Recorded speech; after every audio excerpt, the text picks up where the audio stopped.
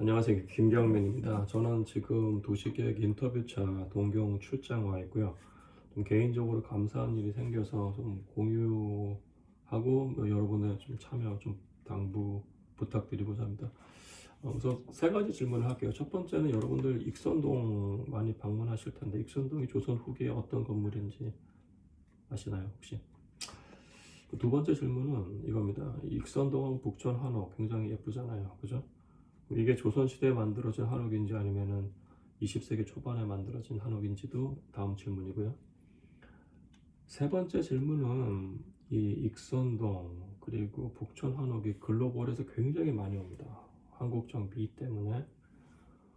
그럼 우리가 이런 한옥들을 만든 개발한 사람이 누군가에 대한 질문도 할 수 있을 것 같아요. 근데 그 개발한 사람이 독립운동가이자 민족운동가였고요. 그 민족운동의 대가로 물을 다 뺏겨요. 굉장히 아픈 일인데, 그럼 이분이 이름이 뭐냐에 대해서 우리가 알아야 된다고 생각하는데, 이분을 조망하는 그 다큐멘터리가 방송이 됩니다. KBS 1에서 10월 11일 토요일 1시 10분에 북촌 한옥의 시작 정세관이란 다큐멘터리를 해서 좀 시간이 되시는 분들 좀 많이 시청해 주시면 감사하겠고요. 제가 이 말씀 드리는 이유는 제가 본 다큐멘터리 자문 역할로 참여했습니다. 좀 도움을 많이 드렸고, 본 다큐멘터리 내용 자체는 제가 2017년에 발간한 책 건축왕 경성을 만들다에 많은 부분을 기초했습니다. 개인적으로 2013년부터 17년까지는 정세권 관련 그리고 20세기 초반에 경성의 도시사 관련된 연구에 천착했고요. 당시에 저 연구실 이지은 박사, 유석규 박사 그리고 많은 다른 연구원들이 도움을 줘서 5년 동안 연구를 진행했습니다. 우선은 아까 말씀드렸던 질문에 대한 답을 좀 드리자면은 우선 익선동 166번지거든요. 거기가 조선시대 후반에는 누궁동이라는 궁궐이었어요, 사실은. 근데 그 궁궐이 어느 시점에 굉장히 잘게 쪼개져서 한옥 집단 지구가 된 겁니다. 이게 또 북촌하고도 연결이 돼요. 사실 북촌에 있는 한옥이 그러면은 언제 만들어졌냐에 대한 질문인데 절대 조선시대 한옥이 아닙니다. 익선동 북촌은 그 일제가 식민화한 다음에 조선인들이 북촌에서 쫓겨날 뻔했거든요. 일본 사람들 북촌에 집어넣으려고 했어요. 주거지를. 그 주거권을 확보하기 위한 차원에서 조선 집 한옥이 물산 장려 운동 차원에서 들어간다고 보셔야 됩니다.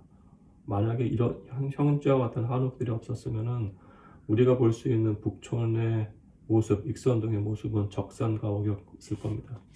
근데 이런 1920년 이후에 이런 한옥들을 개발하는 근대적 디벨로퍼들이 나와요. 제가 봤을 때는 가장 큰 그리고 가장 먼저 만들어진 회사가 건영사라는 회사인데 건영사의 사주가 기농정세권 선생입니다. 그리고 이제 부동산 관점에서 봤을 때는 이게 놀라운 것이 이미 100년 전에 종합 부동산 회사를 만들어요. 지금도 많은 회사들이 부동산 종합 회사를 꿈꾸거든요. 근데 이미 그게 100년 전에 있었어요. 한옥은 기본적으로 목재를 쓰기 때문에 목재상을 그분은 갖고 있었고요. 그 다음에 자체 설계팀도 있었습니다. 근대 건축의 파이어니라 할 수 있는 박길용 씨가 거기서 일을 했었고, 도시 기획, 그 다음에 시공팀이 있었고요. 분양팀이 있었고, 더 놀라운 것은 금융까지 있었습니다. 금융의 경우에는 되게 이분의 그 철학이 보여요. 뭐라 그랬냐면은, 삶이 어려워졌기 때문에 중류 이하의 계층, 그러니까 중산층과 서민에게 월부 또는 연부로 주택을 구매할 수 있는 기회를 준다고 했어요. 대단한 겁니다. 사실 개인 회사가 이런 모기지를 이슈한다는 것은 사실은. 그래서 이분이 건축왕으로 불릴 정도로 굉장히 사업이 커집니다. 당시에 경성에 사망이 있었는데요. 그 화신백화점의 사주였던 유통왕이 있었고요. 박흥식. 그리고 광상왕이라고 최창학 씨가 있었습니다. 지금의 경교장 김구 선생이 살던 곳이었죠. 원래 그분 거였습니다.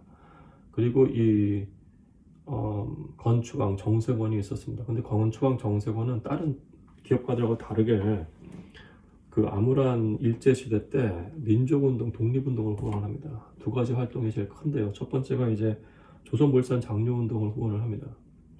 조선물산 장려운동은 조만식 선생이 평양에서 1920년에 시작됐다가 23년 1월 달에 실질적으로 그 협회를 만들거든요. 근데 1년 안에 사그라들어요. 근데 27년 이후에 정세권을 위시한 상공업자들이 경성에서 다시 활동을 하면서 이게 전국적으로 그 폭발적으로 늘기 시작합니다. 특히 여기서 이분이 전임 상무이사였어요. 그게 현재 대표이사입니다. 그러면서 조선물산 장려회관을 만들고요. 본인이 3층에서 기거를 하고 2층은 조선물산을 전시하는 전시관으로 쓰고요.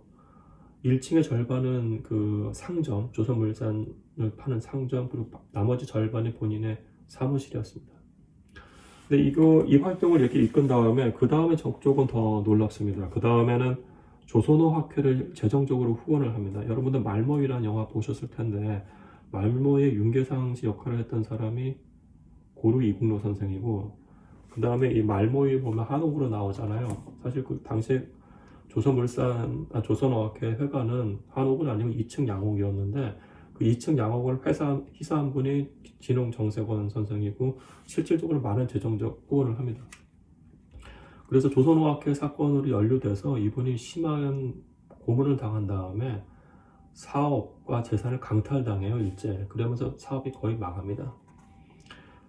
그러니까 되게 어마어마한 분이에요, 사실은. 그러니까 우리가 또는 글로벌에서 많은 분들이 와서 사랑하는 익선동, 북촌을 개발한 사람이 실질적으로 조선물산 장려운동이라든지 조선어학회 같은 독립운동을 국내에서 조선에서 이끌었고 실질적으로 사업이 망한 어마어마한 디벨로퍼인데 우리가 그분을 잘 모르거든요. 이분에 대한 다큐멘터리가 10월 11일 토요일 날 KBS 1에서 1시 10분에 방영이 됩니다. 그래서 많은 분들 좀 시청해 주셨으면 감사하고요.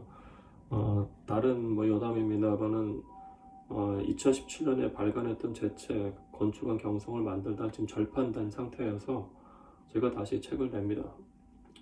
아마 타이틀은 건축왕 정세권이 될 것 같고요. 그리고 이 책의 수익금 전액은 정세권 기념사업회에 전달될 예정입니다.